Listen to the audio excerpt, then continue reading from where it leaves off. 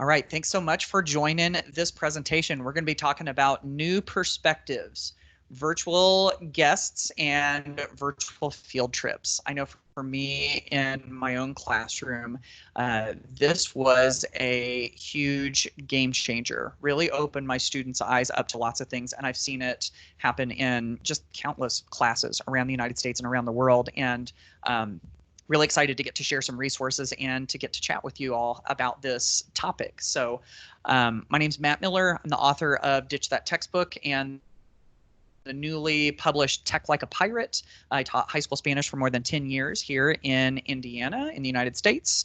And using Skype and video calls in my own high school Spanish class was huge. And I'll talk a little bit about some of my experiences with it too. And for those of you that are joining live, again, I know I just told you thank you a second ago, but thank you so much for joining.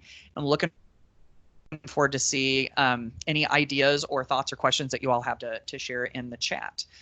So just like I told the group that's here live, I'll tell you if you're watching this on the replay that all of these sessions, the scheduled sessions that are coming up that you can join live, or the sessions that have already passed that you can watch on replay. The easiest way to find all of those is that second link right there, q.org/Microsoft.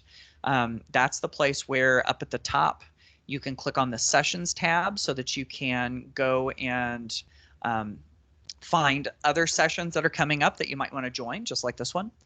Or there's also the recorded sessions tab up at the top where you can go through lots of the pre-recorded videos and be able to go watch those. So this particular one is being recorded and will be uploaded. So there's a good chance if you're watching this on the replay, you already know about this. So yeah, lots and lots of good stuff there. And if you haven't checked out the session list and the speakers and everything, Global Ed Tech Academy really does have lots of good things scheduled for us all throughout the summer. So when it comes to virtual field trips and virtual guest speakers, these are kind of the big questions that we get to answer when it comes to that. Where in the world can you go, and who in the world would you meet? I know after having used video calls in my own classroom, and since then having talked to lots and lots of other educators that use it, that this is a really powerful thing that you can bring into your classroom. To get to connect them with other people around the world who have expertise in whatever it is that you're studying. Really helps kids to see it from a different perspective. It also has the effect of, tell me if you're familiar with this, if you've heard of this, where you say something and you say it over and over and over again, and the kids are like, yeah. But then somebody else says it. You bring a guest to class, or they see it someplace else and they're like, whoa, so-and-so says this, so I've really got to believe it. And you're going, I've been saying that for the longest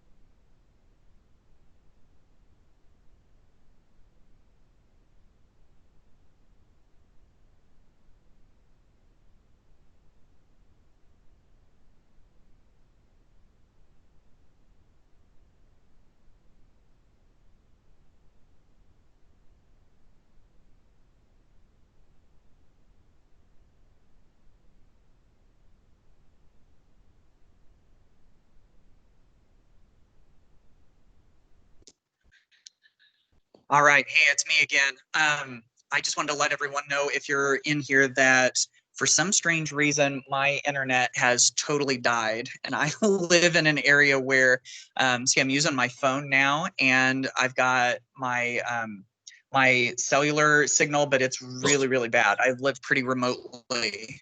And so I'm doing my best to try to restore my internet connection. If you're still here and you want to hang out for just a couple of minutes, I've restarted my router and my modem in hopes that it's just some sort of weird little glitch and that I'll get my internet back. I could, what we might do, I'm going to try it for just another moment or so.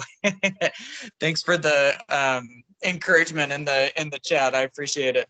But if this doesn't work out, I will do an abbreviated version of this presentation just here through audio, because I know it's not nearly as much fun if you have to just sit here and listen to me talking. Could someone let me know also in the chat how the quality of the audio is? Can you hear me fairly well? Because I've just barely got audio is fine. Okay, excellent. That's good news.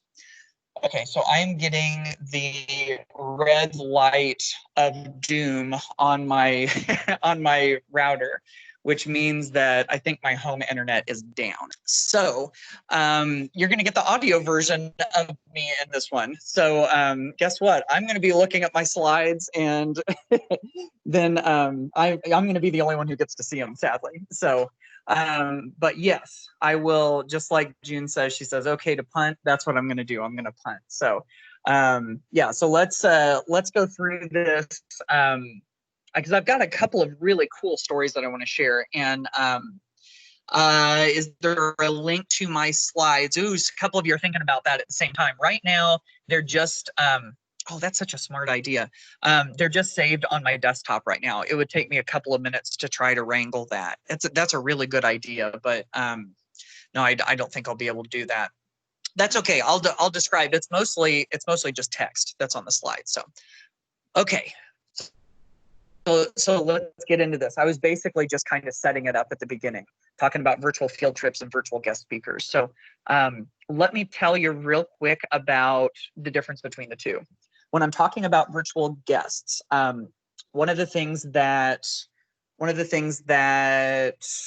oh gosh, what am I trying to say here? When I'm talking about virtual guests, it's people that are able to join your class and talk about their expertise. I kind of talked about this a little bit earlier. But then you've also got virtual field trips, which are a lot of times live video calls that you can do where someone at a certain location is able to take your kids on a tour or show them artifacts or demonstrate a skill or something that they wouldn't get to do, just from the comfort of their classroom. And the neat thing about all this, of course, is that we can do this through the video conferencing that we've been using with our students. Even in remote learning, you can do a lot of this stuff. Invite virtual guests and take your students on virtual field trips. I think because we obviously don't know where we're going to be in the fall, at least for those of us in the Northern Hemisphere that are still trying to figure this out through the summer, we don't know exactly what it's going to look like in the fall.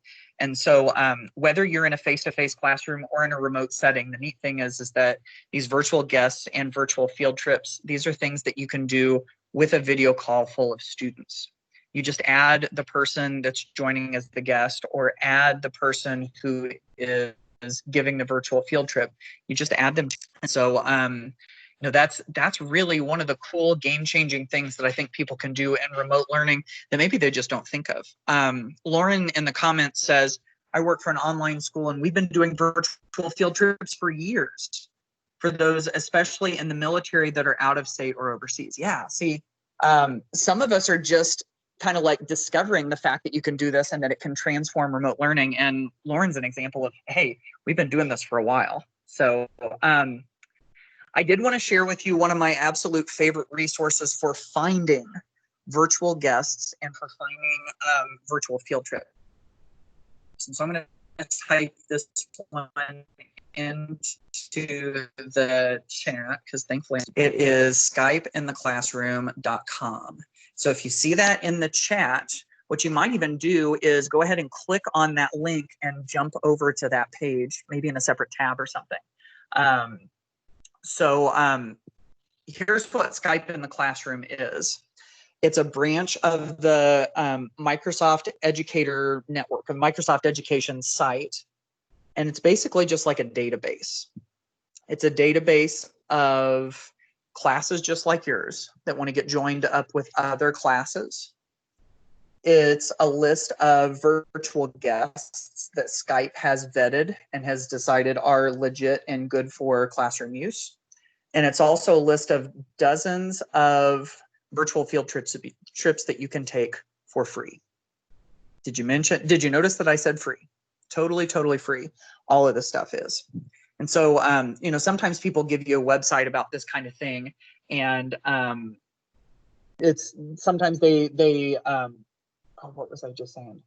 I can't remember off the top of my head. I'm sorry.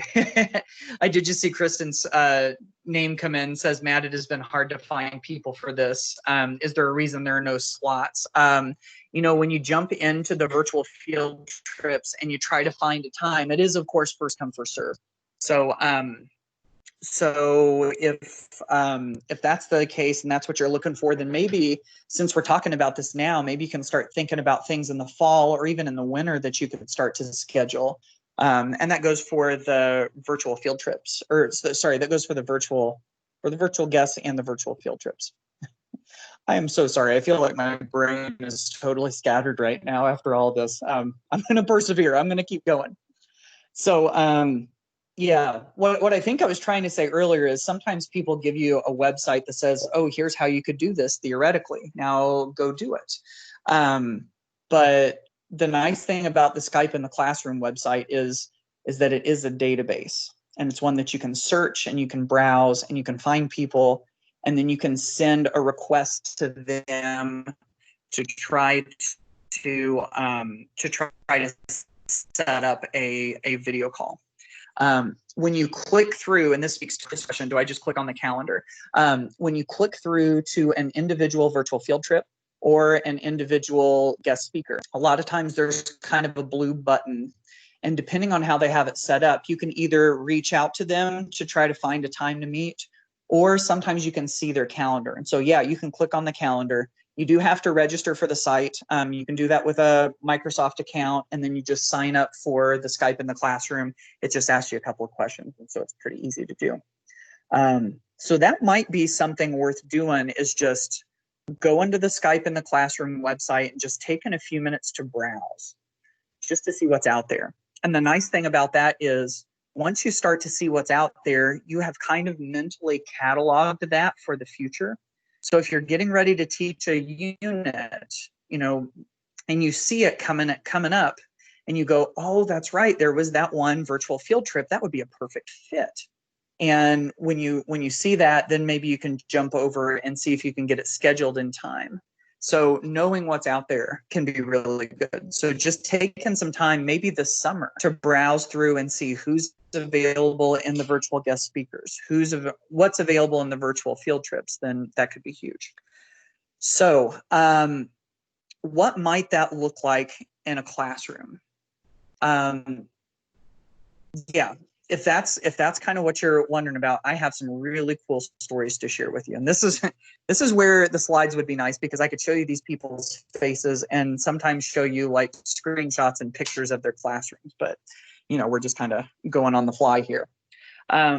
So one of my favorite examples of using virtual guests in the classroom, and I share these examples because sometimes when we see how other people are using it, it helps us to connect it to our own practice and see how we might be able to use it as well.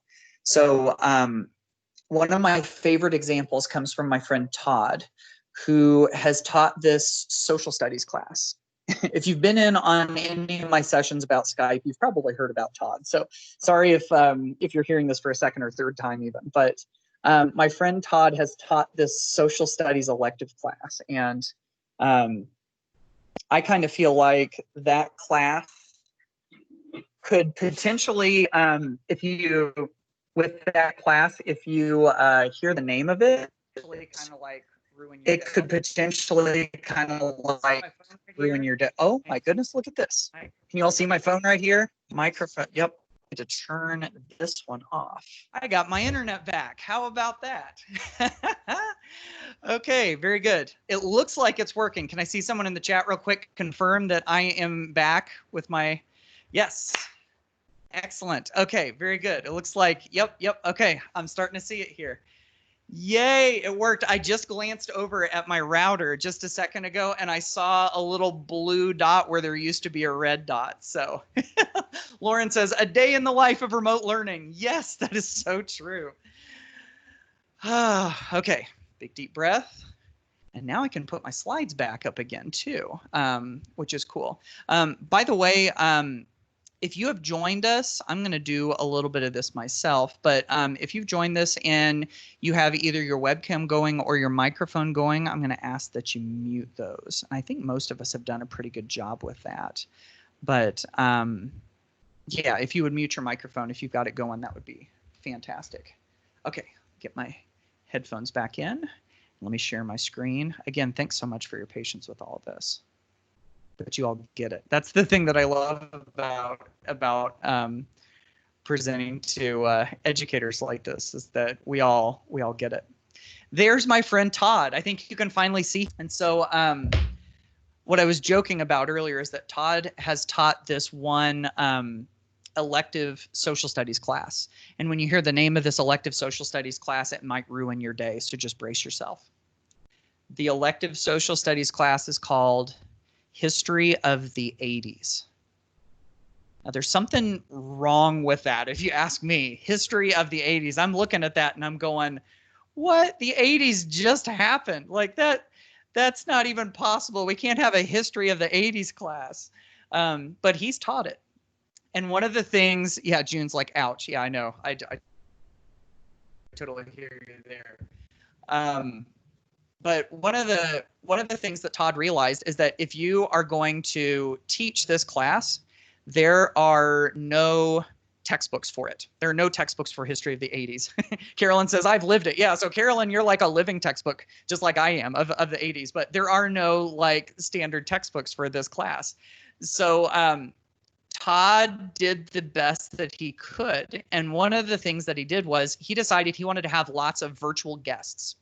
Now, I don't know if Todd knew about that site I was telling you about, skypeintheclassroom.com, but he didn't need it because he went a whole different route when it comes to his virtual guests. Instead of going to a database like skypeintheclassroom.com and looking through all of the guests, because probably the guests that he really wanted aren't in that database. So I share Todd's story because this is a strategy that you can use too. This is kind of common sense a little bit, but I'll still mention it. Todd just started asking people. And he swung for the fences too. He knew that he wanted to get some of the luminaries of the 80s, you know, some of the people that really made the 80s what it really is. And so let me give you a couple of examples of people that he got. And if you're from here in the United States, I know you'll probably get these references. And even if you're beyond the United States, I'll bet there's a chance you do. So if you've ever heard of The Cosby Show, you know, the sitcom that was really famous in the 80s, Todd was able to get Malcolm Jamal Warner from The Cosby Show to join his class because he asked. Just because he asked. He found a channel and a way to reach out to him either through his publicist or through a contact form on a website or something, and he got him.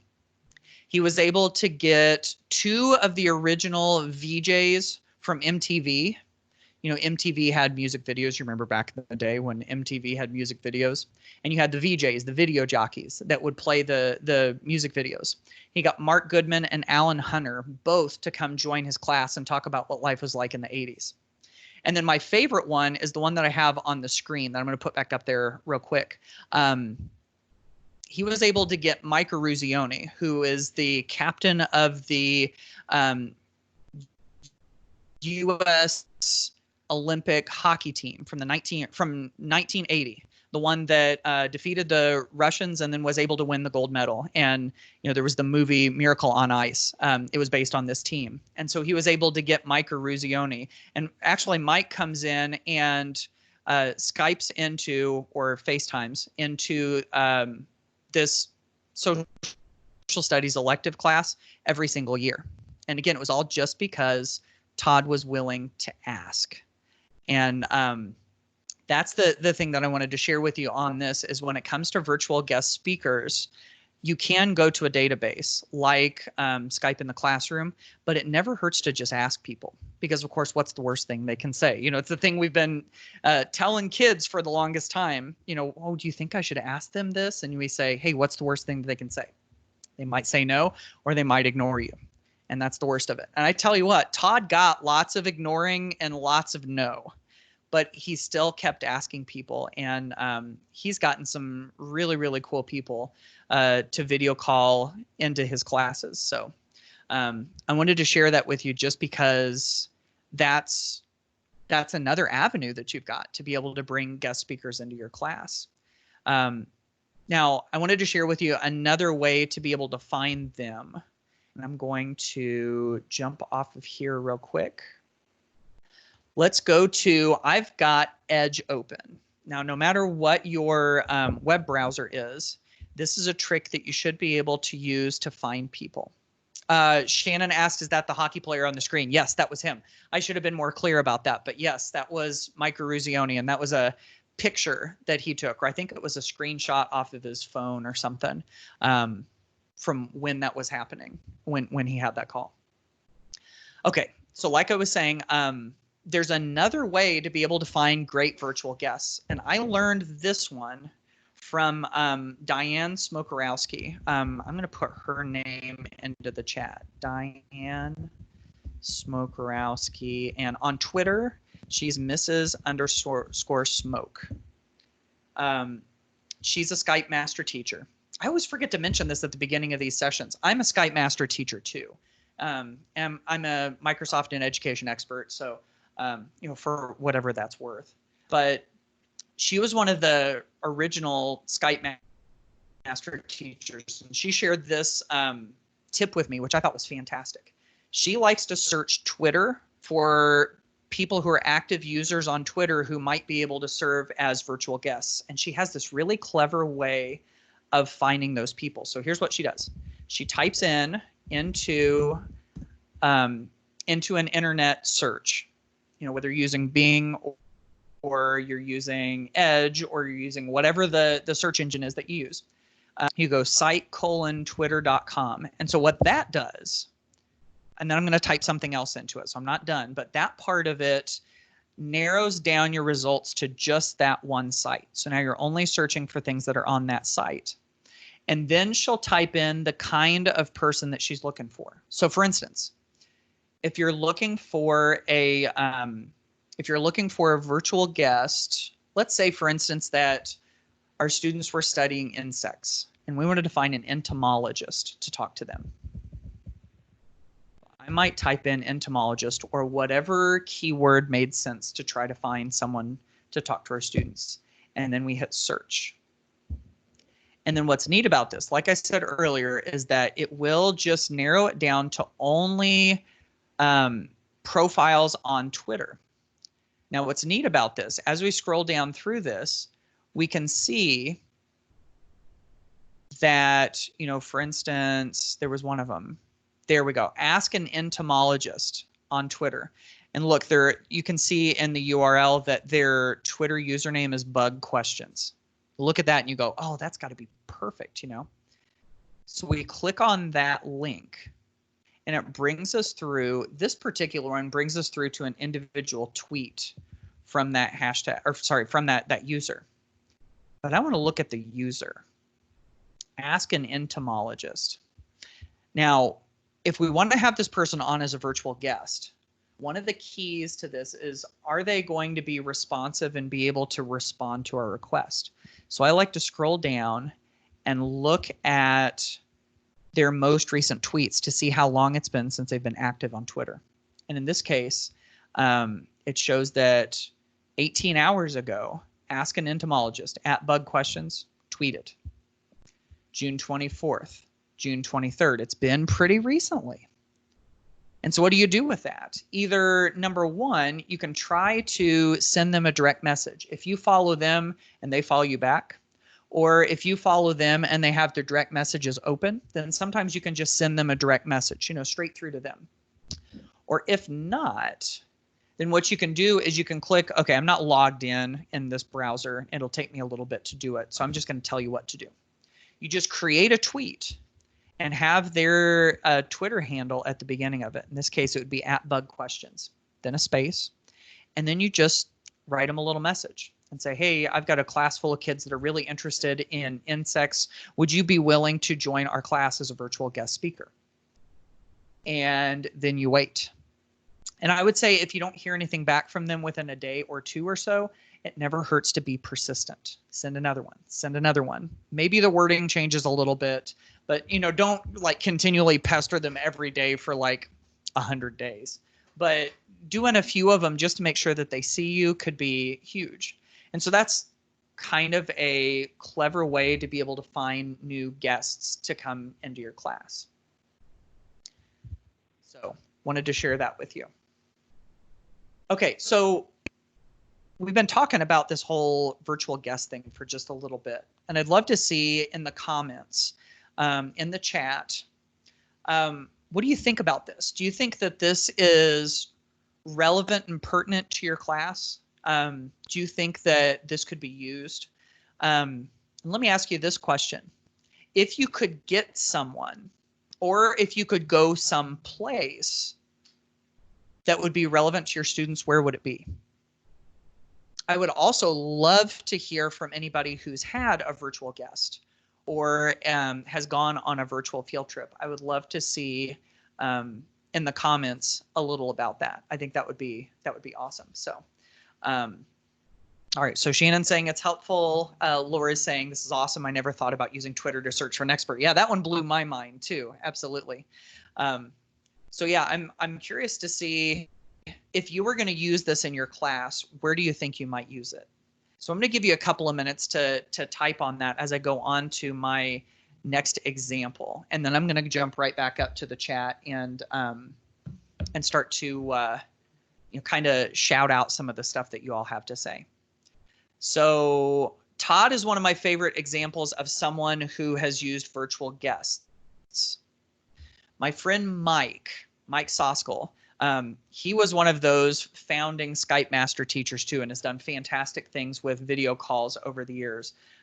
This picture, by the way, is an amazing story. I'm going to give you the brief version of this because this doesn't pertain specifically to virtual guests or virtual field trips. So I'll just give you the quick version of this. Mike is the guy at the computer over there on the right, and his students, through a variety of interactions, were able to meet this class of students in Nairobi, Kenya. And Mike's students were excited about helping them out in some way. And so Mike's students raised thousands and thousands of dollars to buy water filters to be able to deliver to these students because they lived in an area where drinking water, clean drinking water, was not easily accessible. So they raised all this money, they bought these water filters, and Mike flew to Kenya to present it to them. And then, of course, what did he do when they presented the water filters? They did a Skype call. So that's him setting it up so that his class and the other classes that participated in the project were able to meet the kids and, you know, kind of see the impact of their project. Totally love that story. That's one of my favorite examples when it comes to Mike, but he also has a funny story about a virtual field trip that I wanted to share with you. So the situation with Mike with the virtual field trip was this. He was teaching, I think it was 5th grade at the time in Pennsylvania. And on one particular day, he had a bunch of, well, he didn't have his normal class in class. For some reason, he had a class full of boys. Like they divided him up, and somehow he had a class full of boys, and it was supposed to be some sort of special day. So he thought, okay, it might be fun to do a virtual field trip. And so what Mike did was he set up a virtual field trip for his students to the elephant sanctuary. I think this was run, if I remember correctly, by the same folks that do the Barnum and Bailey Circus. And whenever, I don't know if you've ever thought about what happens to elephants whenever they get too old to perform in the circus, but they actually have an elephant sanctuary. It's in Florida, if I remember correctly. And those those elephants basically retire to Florida just like older humans often retire to Florida. And so Mike was able to get a virtual field trip with the elephant sanctuary, which is super cool because they have a kind of like a tour guide. And and it looks like Laura has done that virtual field trip before. That's cool. Laura, in the chat, I would love for you to tell us your experience with it real quick. And when I get done with my story, I'll shout that out. So with Mike, what was cool about this was, of course, there was a guy on the camera who was talking about elephants, was walking around in a place where they could clearly see elephants in the background, and he was showing him some neat things. And at one point, if you can imagine, on the screen, the guy is talking and there's an elephant kind of over his shoulder in the background. And that elephant poops, just like right there on screen. And if you can imagine 5th grade boys, they all lost their minds. They're all going, oh my goodness. Did you see what that elephant just did? Oh, it's so big. Oh my goodness. And so the guy on screen sees what's going on, and he kind of glances over his shoulder and he sees what the elephant has just done. And he's like, oh, do you guys want to go check it out? And so, of course, the 5th grade boys want to talk about poop. Yeah, let's do it. So they all walk over there, and the tour guide, without missing a beat, changes the conversation from whatever it was that he was talking about before to a conversation about elephant poop. And the nutrition going in and the going out and how they, keep animals healthy. And I don't know, he just did it seamlessly. And I think that's what you find with so many of these virtual field trips, especially the ones you find on the Skype in the Classroom website, is that these people are pros. They have done these virtual field trips before. They've answered all sorts of questions. They can turn on a dime. And what's neat is they read your kids and they see what your kids are interested in. They answer their questions, and they basically custom create it to whatever your students need at the time. So totally great. Here's Laura's comment. She says, it was great with real-time video of the elephants. The kids were absolutely engaged. We did not have the poop, she says, but we did a research project based on elephants. The only issue we had was the way our district had Skype configured, and we could not share any resource documents. Okay. But you're still able to do the video call, and it sounds like it was a really good experience. So, so I really, really love that example, and I love to share it because, sometimes you can just do it as a standalone fun thing, but then sometimes it's integrated more into your curriculum. And so finding these virtual field trips can really, really connect very nicely. Where is this place? Kristen asks. The Elephant Sanctuary. It was someplace in Florida, I believe. If you go to the Skype in the Classroom website, if you go to skypeintheclassroom.com and you click on field trips, you should be able to scroll through and find it. I can't remember the name of it off the top of my head. If anybody happens to see it or know what the name is, I'd love it if you put it into the chat. So there's that. When it comes to virtual field trips, there's a lot of things that you can do. I wanted to go back up through some of your comments and see, because I asked you if you were able to do this, what would you want to do? So let me share some of the things that you typed. Lauren says, I love the idea of bringing someone in to connect in real time. Most of our virtual field trips have been static and were things like quote unquote going to the Smithsonian virtual tours. Yeah, and I mean, those all have their place. One of the nice things about those is that they are on demand. If you go to quote unquote go to the Smithsonian, you're able to click your way through it, but it isn't the same as interacting with someone on a live call. So yeah, that's huge. Carolyn said Plymouth would be a great place to go. Historical places with my kids. Yes, absolutely. And one of the things I found in the Skype in the classroom database is that there are lots of great historic based virtual field trips. And then even if you go to the guest speakers, there's lots of them that pertain to national parks or historic sites or museums where they'd be willing to have your students join. Angela says Boston or Philadelphia for the American Revolution. Definitely. Carolyn says, I would also like to bring in scientists and engineers. There's also, you might do a search engine search of this. Just search for Skype a scientist. I've heard great things about this. I haven't done it myself, but I've heard teachers rave about getting scientists to talk to their students. So Skype a scientist.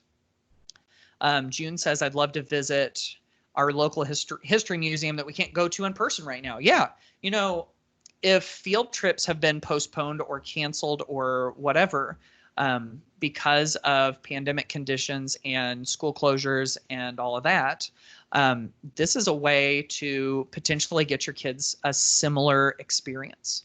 So I love that. I'm glad that she mentioned that. What else have we got? June says, I'd love, no, she just said it about the history museum. Lauren says, when Google Glass was going on, we were able to view Andrew Vanden Heuvel at CERN, C-E-R-N, for my physics and calculus. But again, it was after the fact, so it was a video, but not live with interaction. And yeah, who knows? You might be able to reach out and be able to get somebody there. What else do we have? And it looks like Lauren found the name of the elephant sanctuary, Ringling Brothers Center for Elephant Conservation, a sanctuary in this city just a few miles from Disney World. Interesting. So I'll throw one more in real quick. Oh, and then Carolyn said Elephant Sanctuary, Tennessee. I think there may be multiple of them, so I'm glad you both put that in. Laura said the other trip I was a part of was Mount Rainier. The expert was a park ranger, and we did a wonderful experiment on volcanoes. Yeah, that's awesome. I have found that national parks, state parks, monuments, museums have some of the absolute best virtual field trips. Okay, I want to share one more story with you real fast. And this comes from my friend Gina Ruffcorn. And that's her Twitter handle if you want to go follow her or go give her a shout out on Twitter. She loves that. Gina was also one of the original Skype master teachers. I keep bringing these people up because they've had a huge impact on me and I've learned an awful lot from them. And I love when Gina tells this story. In fact, I should have called her to see if she wanted to join me on this so she could tell it. But Gina is a 5th grade teacher in Iowa.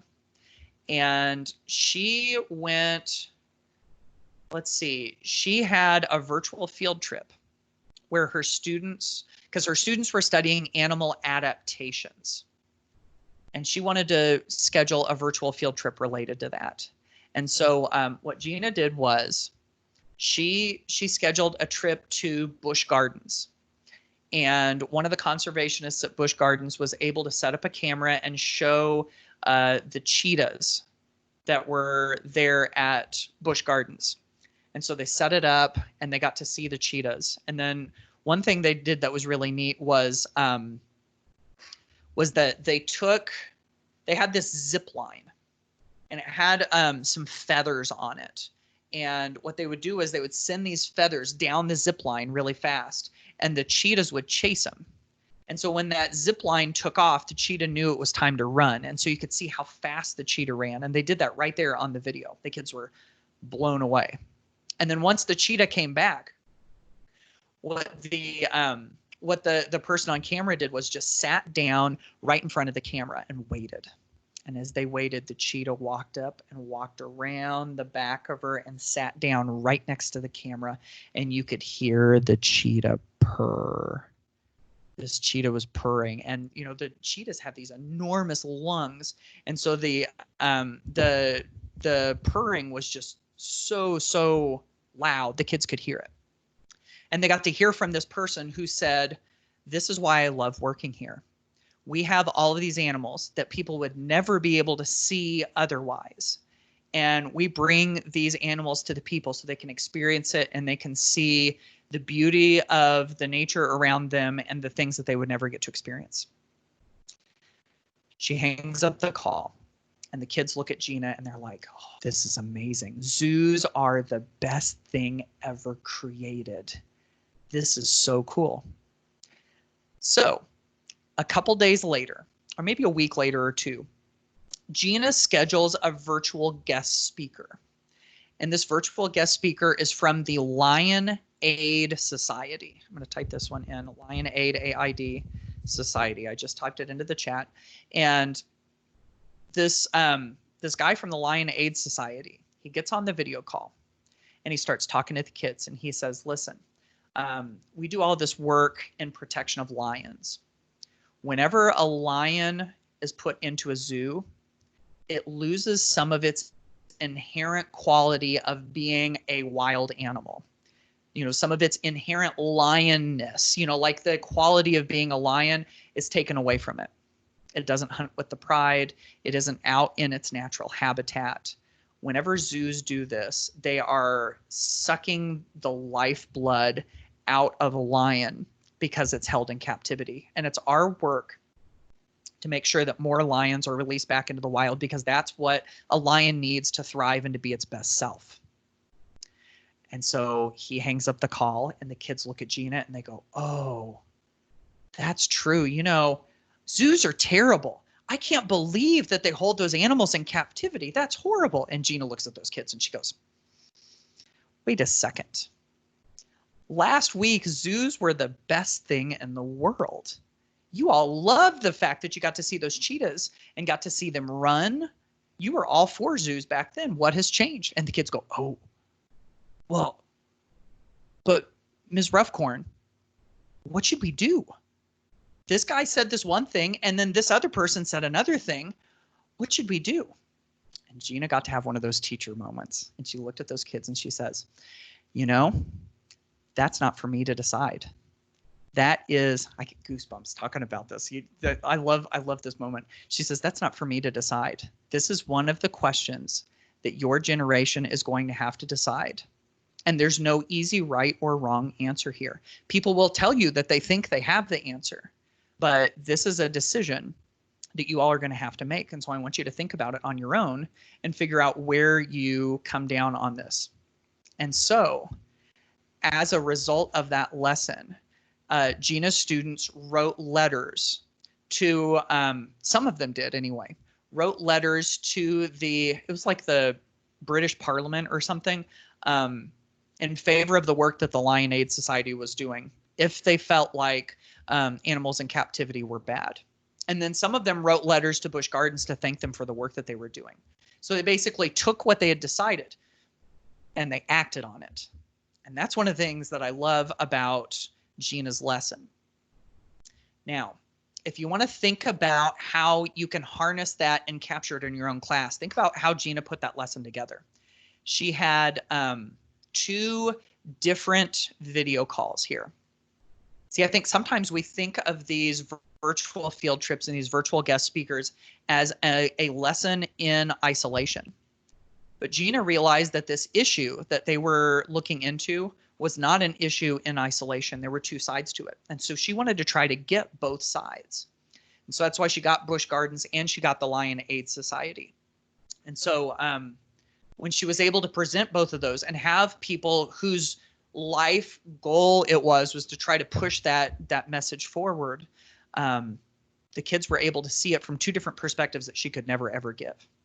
Carolyn just said in the chat, I love it when they realize that you haven't given them the answer, but gave them information to think. Yes. See, I think that is, and don't you agree that is when we are at our finest in education, is when kids see, you know, for example, that there are 2 clear sides to this and that we're not telling them which way to go, and then it forces them to think.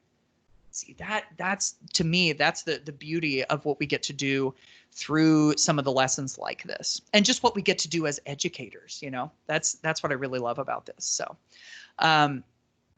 okay, so we've talked about a variety of different ways that you can use these virtual guest speakers in these virtual field trips.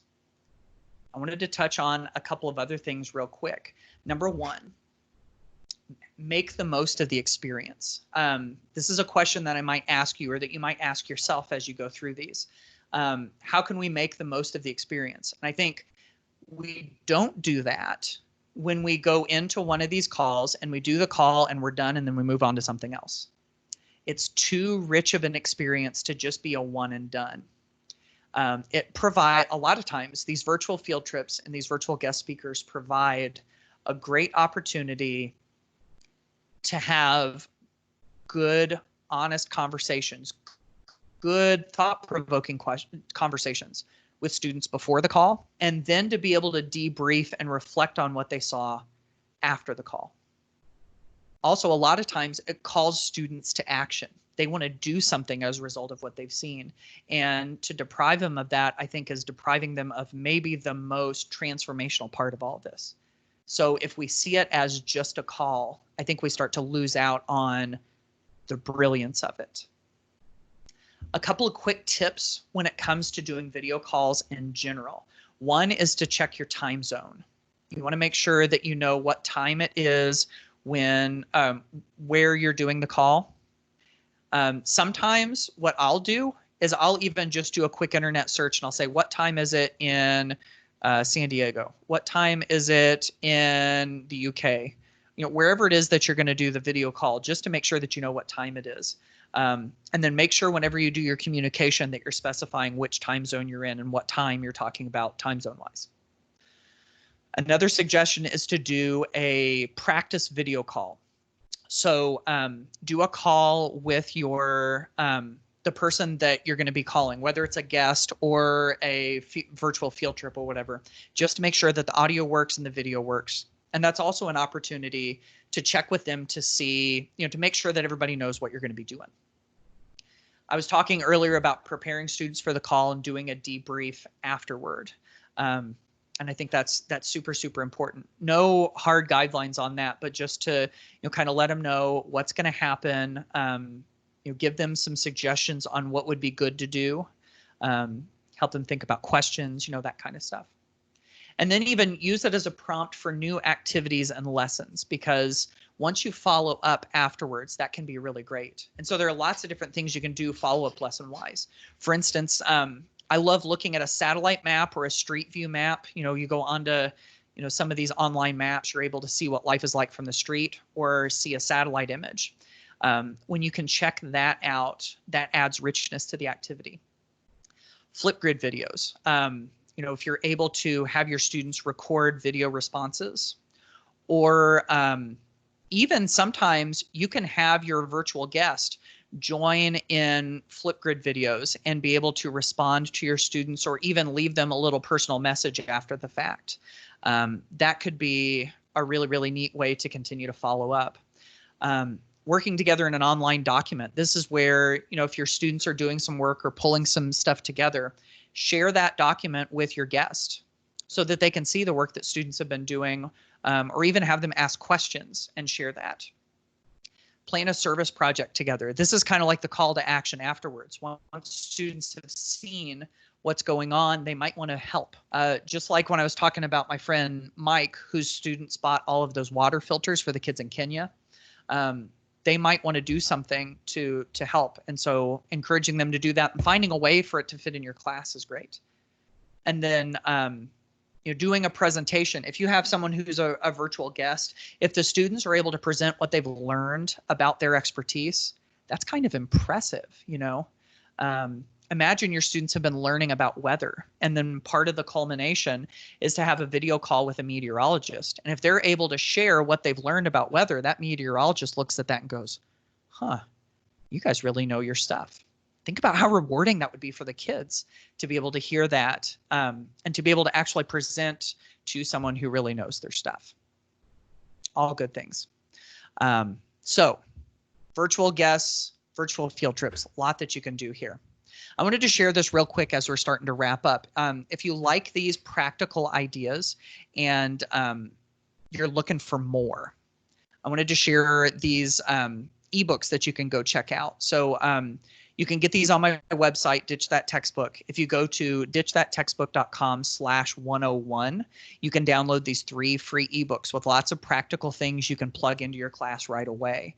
And so if you're interested in checking those out, what that will also do is it'll get you signed up for my email newsletter, where I'm sharing lots of, practical ideas for using technology in the class. So if you want to get those and get those constant ideas in your inbox once a week, ditchthattextbook.com/101 is the place that you'll want to go. Okay, so with that in mind, we've covered a lot of ground here. If anybody's got any last second questions or reflections, anything else that they wanted to share related to this talk, I'll kind of keep an eye in the chat here and would be happy to shout those out. As I mentioned earlier, feel free to go to q.org/Microsoft to check out more sessions like this. You can also get the video recordings from other ones that have come before this. So you all are the best. Thank you so much for the kind comments in the chat. It looks like we're pretty much wrapped up here. So thank you again for your patience with me as I tried to figure out my crazy internet issues. I'm glad we didn't abort this session and that we were able to push through. So if you watch this on the video replay and you stuck through to the end, thank you for being patient with all of us. So this has been fantastic. I had a wonderful time spending time with all of you. So I hope you enjoyed it. I'm going to stop the recording so that you're able to watch it on the replay. I hope to get to see you on another session. Thanks.